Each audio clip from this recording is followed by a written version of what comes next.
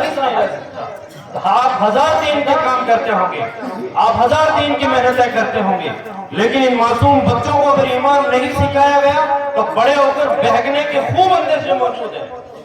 اس لیے اس بات کو بہت اہمیت سے لینی چاہیے آپ لوگ کو۔ اور جو حضرات مکاتب میں بیٹھ کر محنتیں کرتے ہیں، میں شاید اپنے اساتذہ کی موجودگی میں زیادہ نہ بول جاؤں، جو حضرات مکاتب میں بیٹھ کر محنتیں کرتے ہیں، کبھی ان کو حقارت کی نگاہ سے مت دیکھیے، ان کے اوپر کبھی طنز و مذاقت کیجئے، ان کو قدر دیجئے، یہ آپ کے بچوں کے ایمان کے تحفظ کا کام کر رہے ہیں۔ جہاں مدارس کا اور مکاتب کا نظام چل رہا ہے، جہاں یہ بوریہ نشین علماء جس طرح سے آپ کیا سمجھتے ہیں، بہت آزادی کے ساتھ ہم کام کر رہے ہیں۔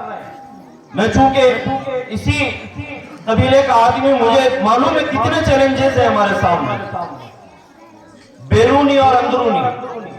ان کی تنخواہوں کا معیاری نظام بھی بنانا ہماری ذمہ داری ہے، اس لیے اس بات کو بہت اہمیت کے ساتھ لینا چاہیے۔ اور یہ بات میں پھر اپنے اکابر اور اساتذہ کی موجودگی میں اور اپنے ان اکابر کے فرمودات کے تناظر میں کہتا ہوں کہ اگر مکاتب ہمارے یہاں نہیں رہے تو بہت اندیشہ ہے کہ آنے والی جنریشن اور نسل کے درمیان ایمان بھی باقی نہیں رہے گا۔